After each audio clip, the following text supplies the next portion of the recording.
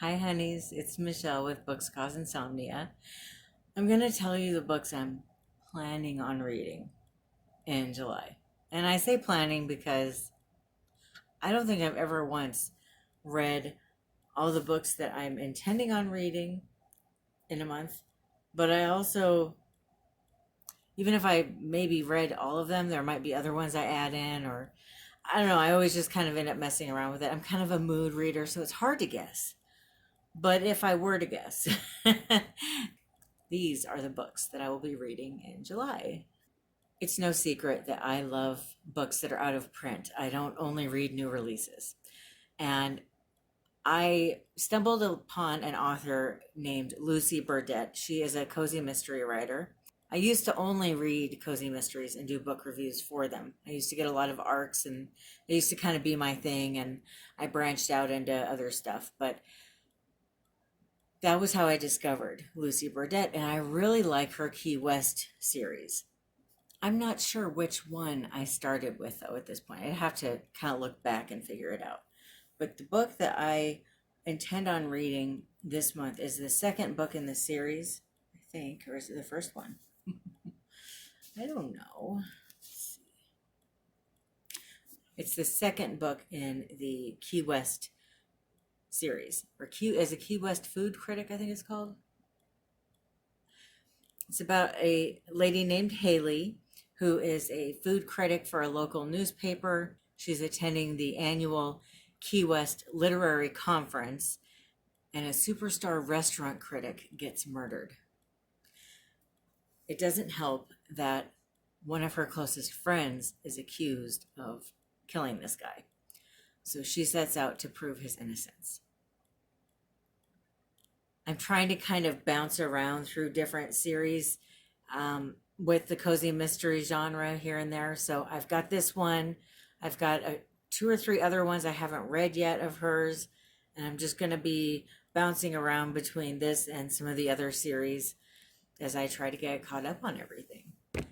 The next three books I'm going to mention are all in my next video, which is a cozy mystery haul. So I'm not going to talk as in depth about these books here, since I'm talking about them in that video. You're obviously more than welcome to watch that video. It'll be debuting on Thursday. I'm going to be going home for 6 days. And if I read as much as I usually do before I go to bed at night, I should go through at least 3 books while I'm there. I'm assuming I won't read as much out there, but I probably will, right?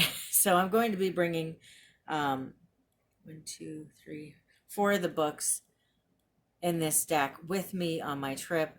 Hopefully I do get through all of them. If not, fine, but at least then I'll have them with me. The first one is Gravesite by Charlaine Harris. This is the first book in her, I'm not sure what the series is called, but it's about a lady named Harper and her stepbrother Tolliver.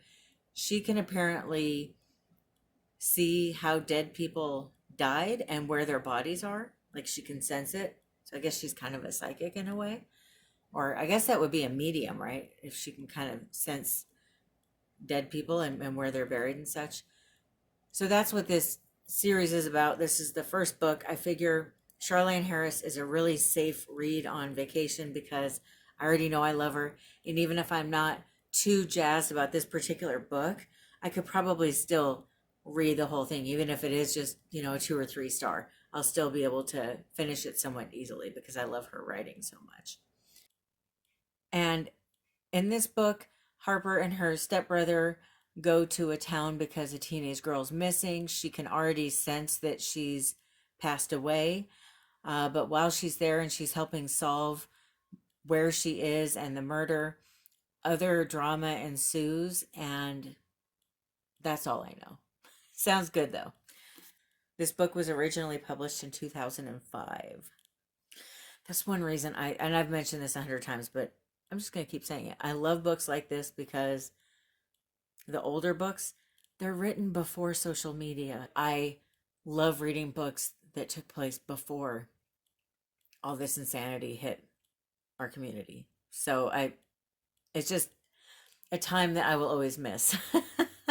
And I love the simplicity of kind of going back. We have Silent Night, Deadly Night by Vicky Delany, and I love this cover.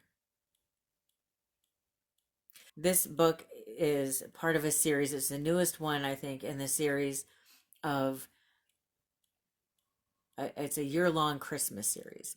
And the main character, Mary, lives in a town called Rudolph that's in New York. And it's a tourist town that's year-round Christmas. And in this particular book, when a group of her mom's college friends come to town for a reunion, somebody ends up getting killed, and we have yet another mystery on our hands. And that's all I know about the book, but once again, I've read enough of her books to know that I love her writing. I think this would be a really safe thing to read while on vacation, and it's also a little bit of sprinkling of Christmas in July. Murder at the PTA Luncheon by Valerie Wolzien. This one is another series that I started a book halfway through the series recently and decided to start all the way from the beginning and move on with it. And the first book is about the main character. Her name is Susan.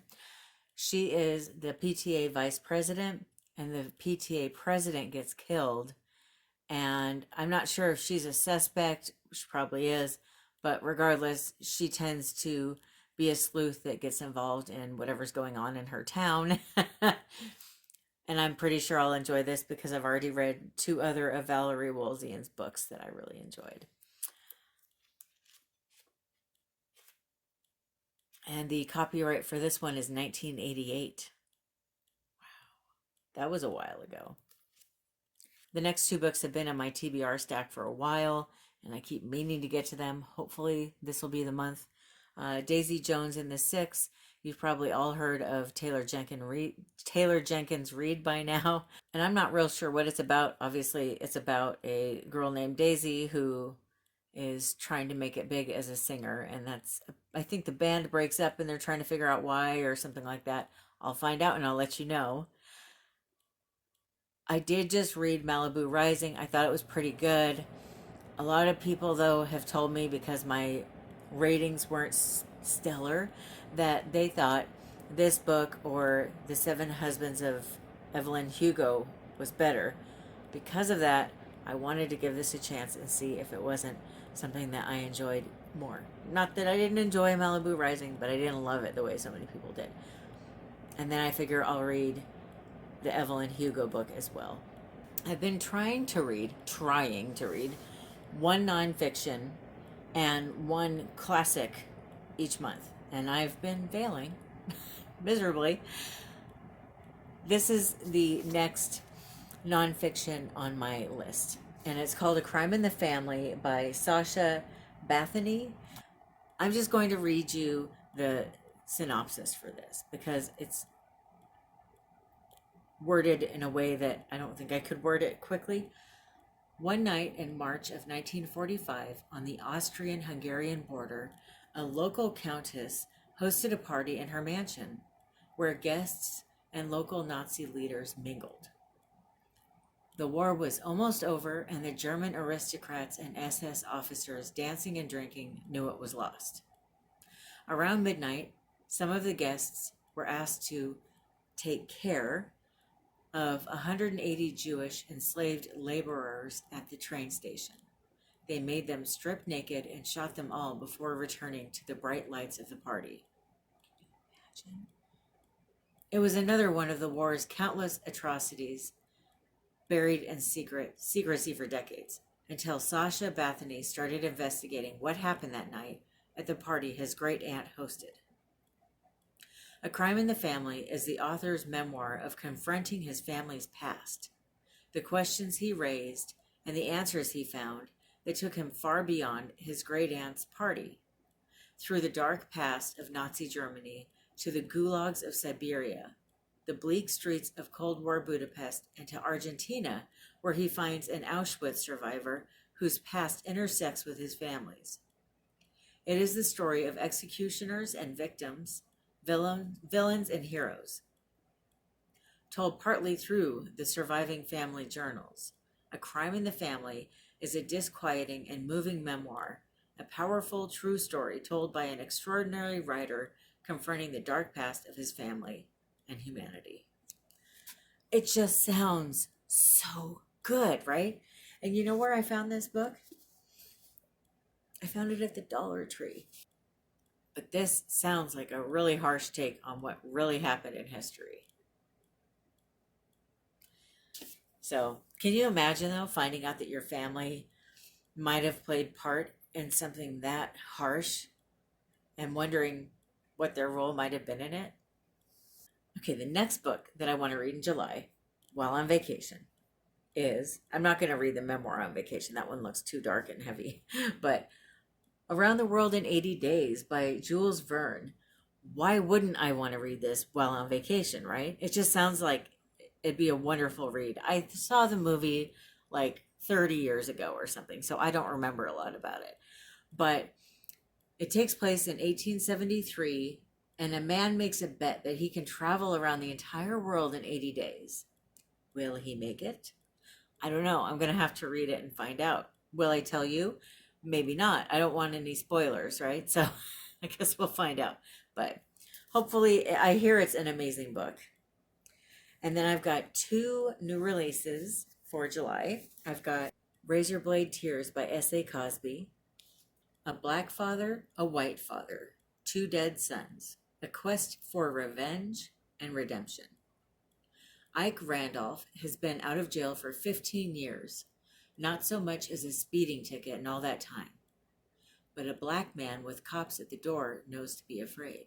The last thing he expects to hear is that his son Isaiah has been murdered, along with Isaiah's white husband, Derek.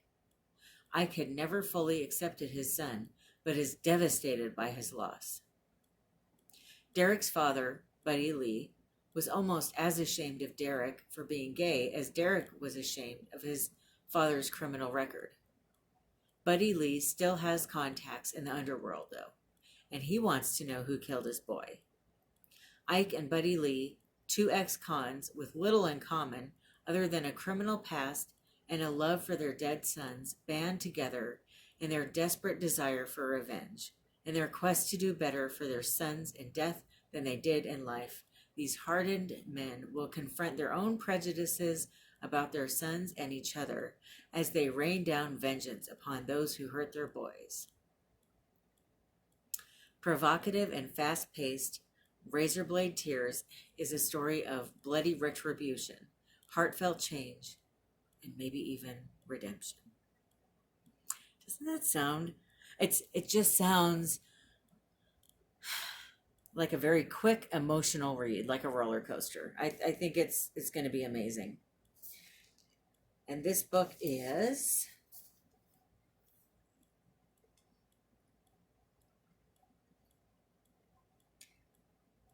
.319 pages long. So I'm really looking forward to reading that. I'm not taking it on the road with me because it's a hardback book and that's going to be too heavy. I just want to bring a bunch of like mass paperback edition books, the nice little ones, right? So I'm not bringing this next book either. This is Blood Like Magic, and I got this as part of my Amazon Prime sale purchase and at the end of June, but I wanted to read it in July. It's called Blood Like Magic by Liselle Sambury.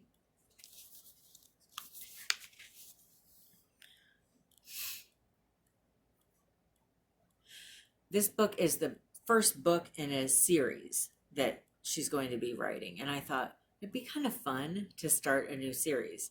Most of the series that I read are cozy mysteries, and I thought it might be kind of fun to read something that's a little bit different, a little bit out of my comfort zone. And this is a YA fantasy book. It's 484 pages long. After years of waiting for her calling, a trial every witch must pass in order to come into their powers, The one thing Voya Thomas didn't expect was to fail. When Voya's ancestor gives her an unprecedented second chance to complete her calling, she agrees, and then is horrified when her task is to kill her first love. And this time, failure means every Thomas witch will be stripped of their magic. Voya is determined to save her family's magic, no matter the cost. The problem is, Voya has never been in love, so for her to succeed, she'll first have to find the perfect guy, and fast. Fortunately, a genetic matchmaking program has just hit the market. Her plan is to join the program, fall in love, and complete her task before the deadline. What she doesn't count on is being paired with the infuriating Luke. How can she fall in love with a guy who seemingly wants nothing to do with her? With mounting pressure from her family, Voya is caught between her morality and her duty to her bloodline. If she wants to save their heritage and Luke, she'll have to find something her ancestor wants more than blood. And in witchcraft, blood is everything. So we'll see. I'm not sure how I'll feel about it. I'm not real into fantasy books. But I did read, what was it, this one right here, The Space Between Worlds? And I thought it was so good. And that's definitely a fantasy book. So we'll see. Let me know down in the comments what you're planning on reading in July. And if you read any of these books, what you thought of them. Thank you so much for watching. I hope that you have a wonderful rest of your day and night. Day or night. Yeah. I love you. Bye.